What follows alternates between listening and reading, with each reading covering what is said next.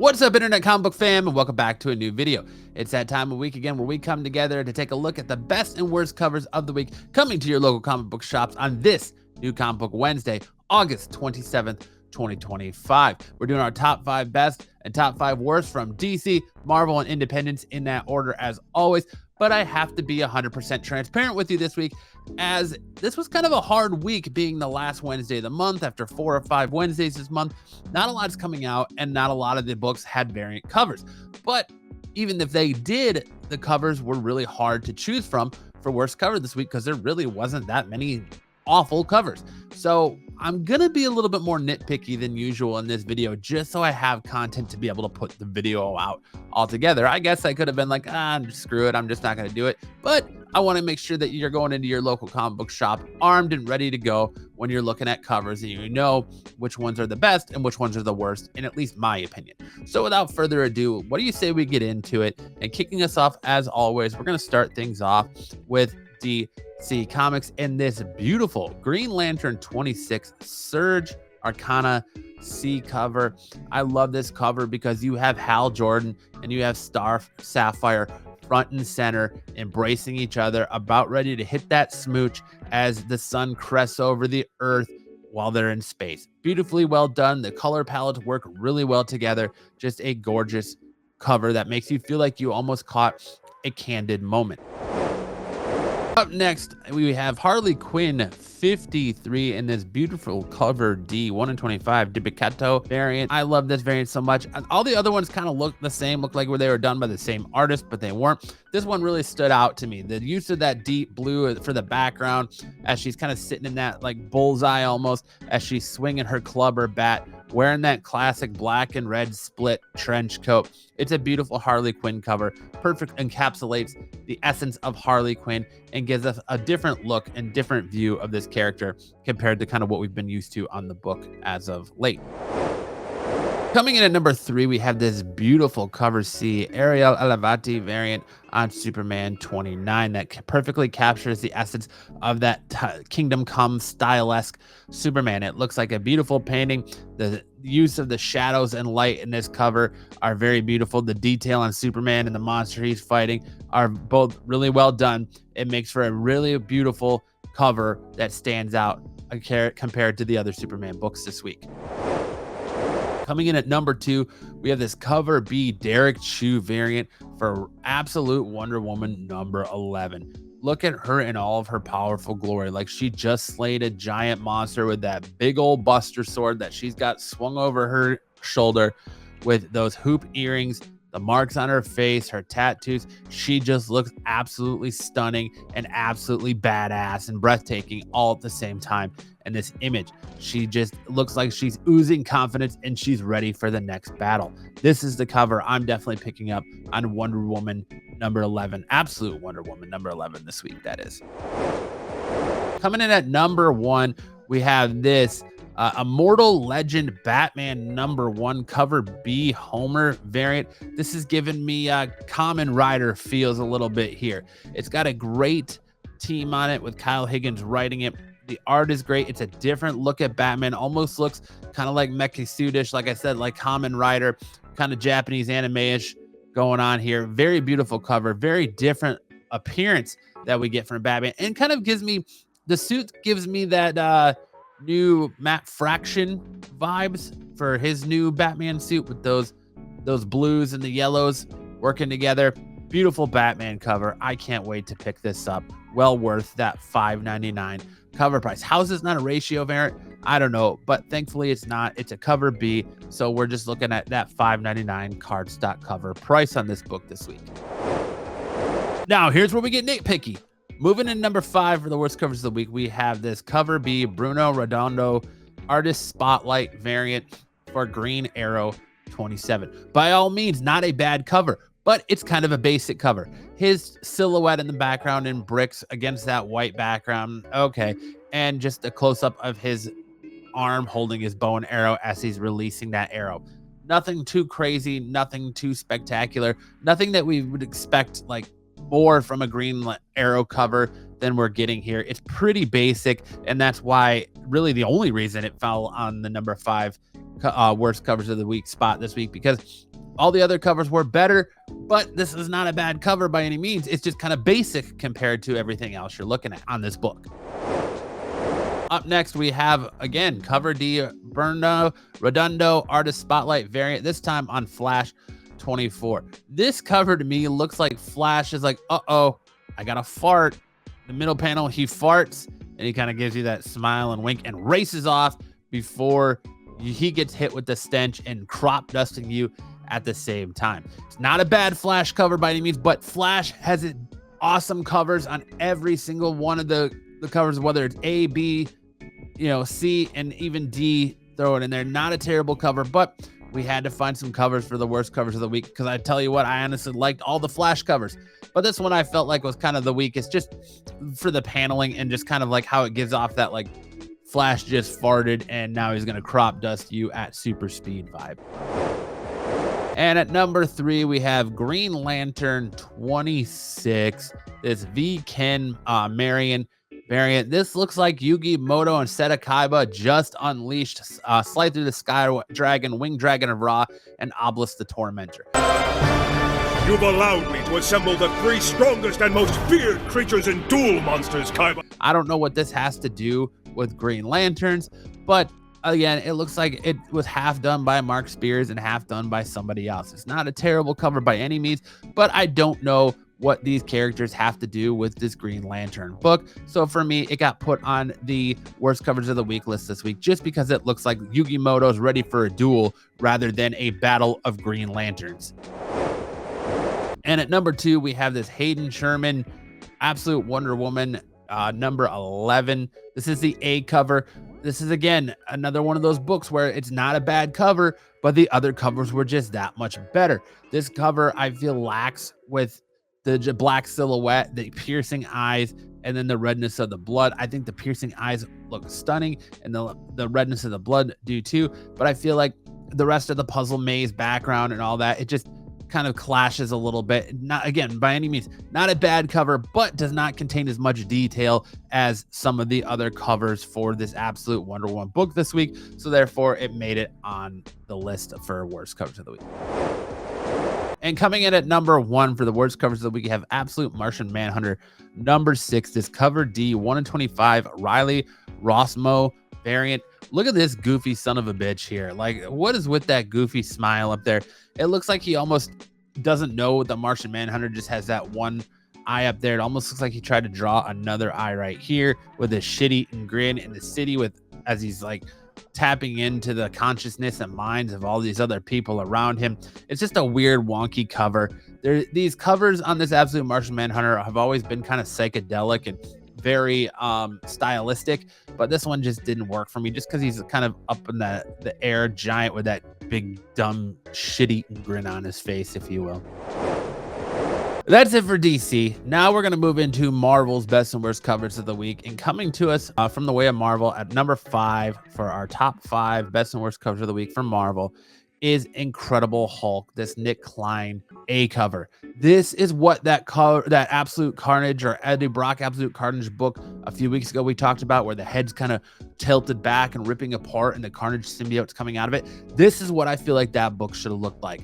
Well, versus what we got when it made the worst covers of the week list. This, I love just the brutality in this cover as Banner and Hulk are almost separating. Look at the elongated jaw as it looks like it's ripping apart. This is just that grotesque, just monstrous Hulk.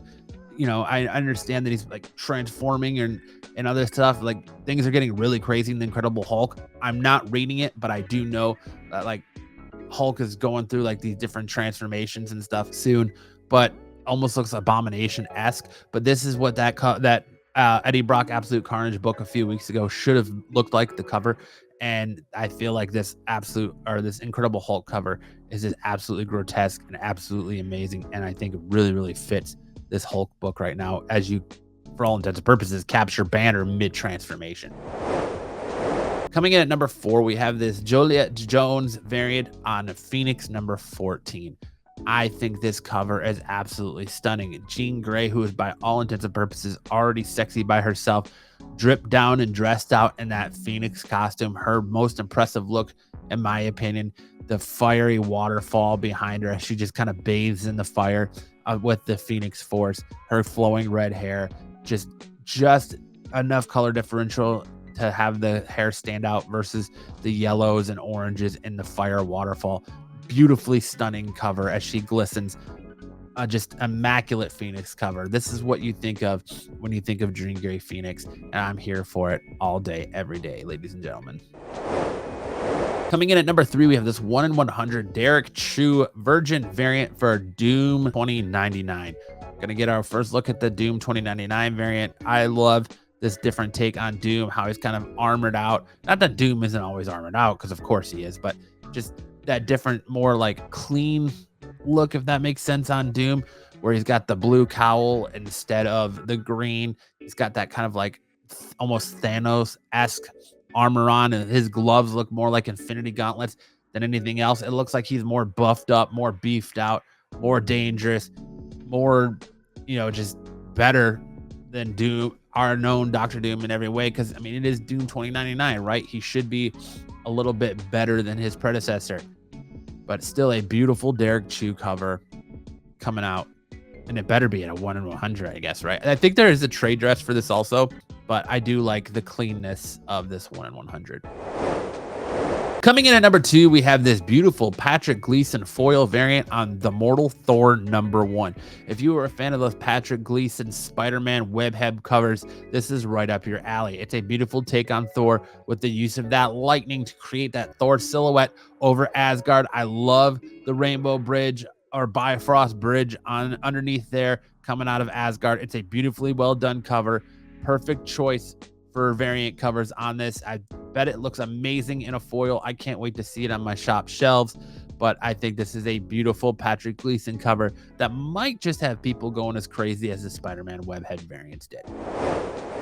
Coming in at number 1 for Marvel for the best covers of the week this week, we have this Predator Black, White, and Blood #2, 1 in 25 Sakan Sirwani variant. I love this cover.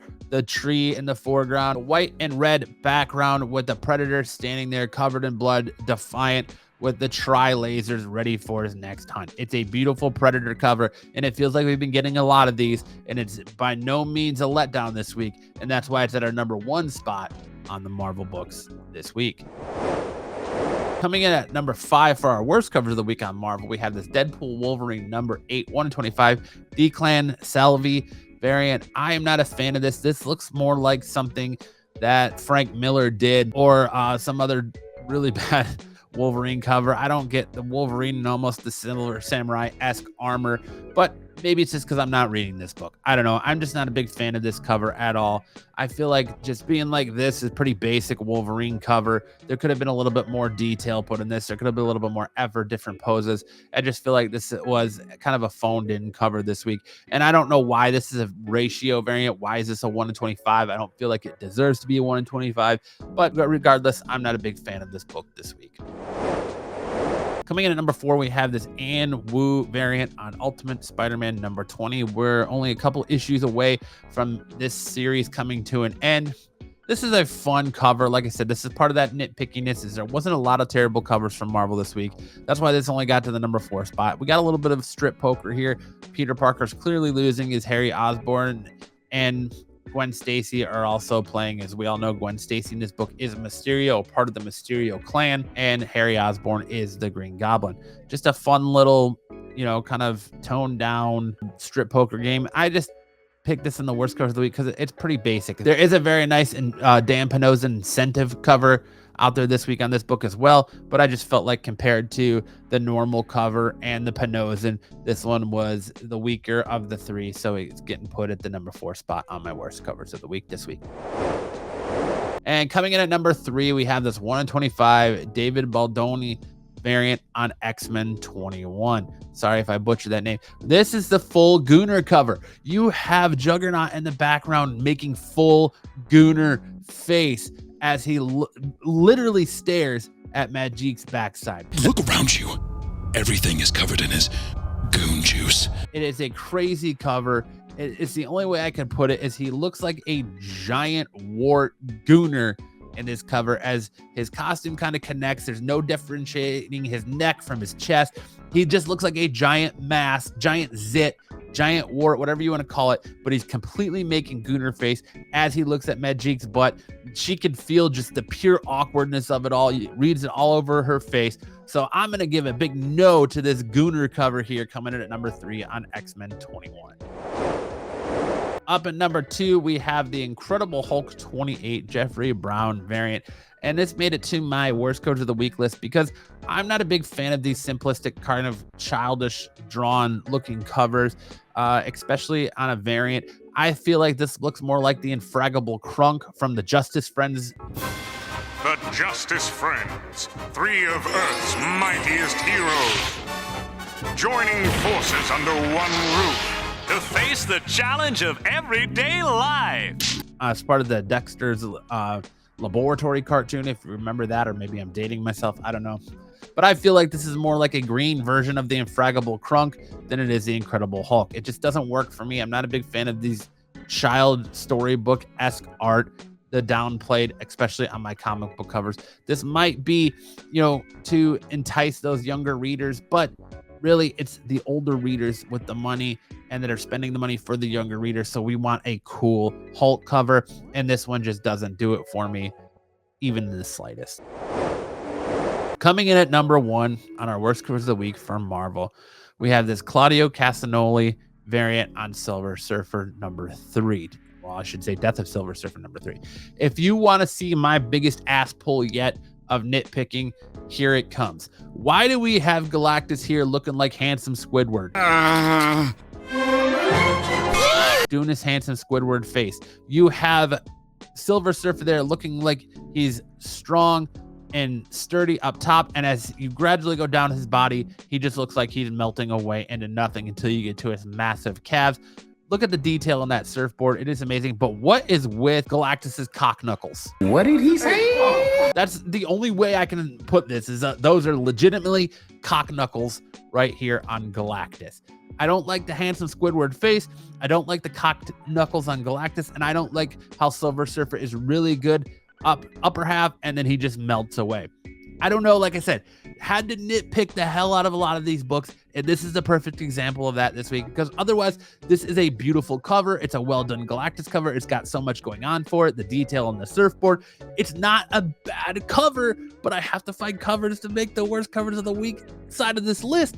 And then, I mean, when I saw this, I was like, man, why does he look like handsome Squidward? Why is he doing duck face? What's with the cock knuckles? What's going? And not just one cock knuckle. It's like multiple cock knuckles. Look, you got cock knuckle here, cock knuckle here, cock knuckle here, cock knuckle here. Like, what's going on here? Can't we draw a hand without looking like cock knuckles? What are we doing here? I don't know. But like I said, I'm nitpicking the shit out of this. But if you want to get the Death of Silver Surfer cock knuckle cover, I wouldn't blame you. But it's handsome Squidward approved. That's definitely for sure. That finishes our Marvel half of it. Now we're going to move into our independent side of it. And of course, our independents kicking us off at number 5 for our best and worst covers of the week. We have this Beneath the Trees Where Nobody Sees, Rite of Spring issue 2 Natural Born Killers homage cover. It is a beautiful cover B Tony Fleece Natural Born Killers homage. Perfectly well done.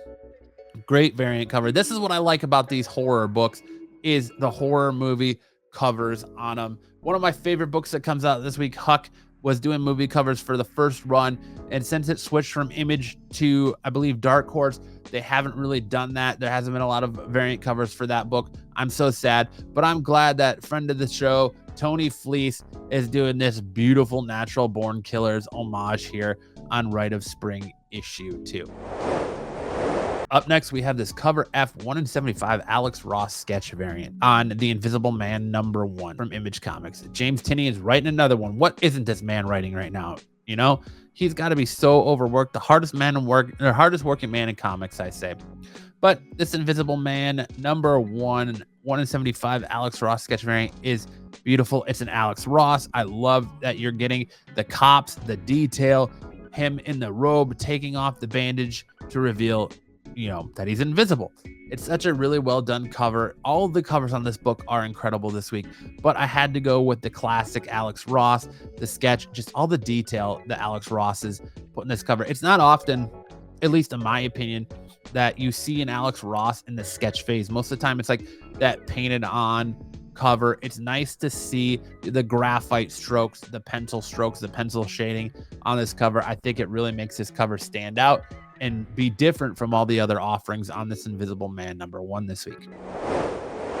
Coming in #3, we have DuckTales #6. This cover, J 1 in 25, Ivan Bigarella Virgin variant. Sorry if I butchered that. I love that Dynamite is swinging for the nostalgia factor and trying to pull on the nostalgia strings of us late 80s, early 90s babies, and DuckTales is no exception. You've got Herculoids, you've got DuckTales, you've got Silverhawks, you've got Johnny Quest, you've got Space Ghost, you've got Darkwing Duck. All these nostalgic late 80s, early 90s shows returning to us for us 80s, 90s kids in comic book form have been a lot of fun, and this DuckTales book is no exception. I love this Ivan Belgara variant on DuckTales #6. Just the detail, the differentiation in Huey, Dewey, and Louie, Scrooge McDuck, beautifully done. It is a beautiful, beautiful cover.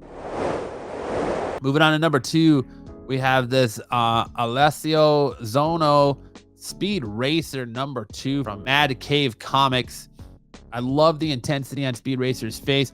Perfect action shot like he's in a race. The cars behind him, kind of some of them spinning out a little bit, but drafting behind him. Speed Racer winning. It is a good, clean image of Speed Racer. Beautiful cover, especially for a Speed Racer book.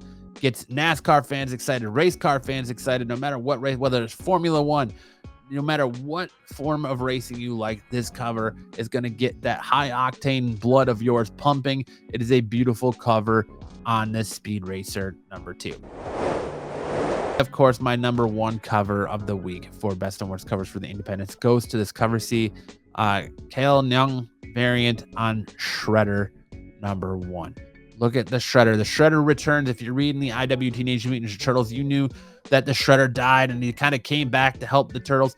Now he's back for revenge on those who have wronged him. He's got no Foot Clan. He's got no help. He's on his own. But being on his own kind of makes him the most dangerous Shredder we've seen yet. So we're going to get that. I can't wait to find out what Shredder does in the pages of this book. It's an absolute beautiful cover. I'm sure the book is going to be a beauty. I can't wait to pick this one up and add it to my Turtles collection. At #5 for our worst covers of the week, we have Speed Racer cover B, the Sean Galloway retro magazine or manga variant. This cover B, Sean Galloway retro manga variant. Why is Racer X over here looking like a bowling pin, essentially?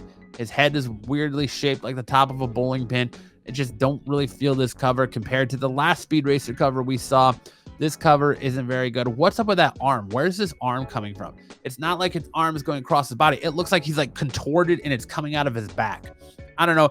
It's just a weird cover. Hopefully, maybe it's a connected cover and it's somebody else's arm, but I'm assuming it's Racer X's arm, and just the weird positioning, how his head looks like a bowling pin. He looks like a Cyclops knockoff. Just not really digging it. It doesn't look like glasses here. It looks like it's part of his mask. Like he's literally, like I just said, a Cyclops knockoff. Not digging it, and it's one I'm going to leave sitting on the shelf this week. Coming in at #4, we have this cover C, 1 in 10, Martin Morazzo connecting cover on Void Rivals #22. My dude down here looking like a thumb. What's going on here? He literally looks like a transforming thumb. Just not digging it. Not digging how these robots or transformers look, how plain they look compared to some of the other Void Rivals covers. This is one I'm not going to pick up this week, and I'll leave on the shelf and go with maybe the cover A, cover B, something not in a ratio variant. There is some really good Void Rivals covers this week, but this one just was kind of the worst of the worst.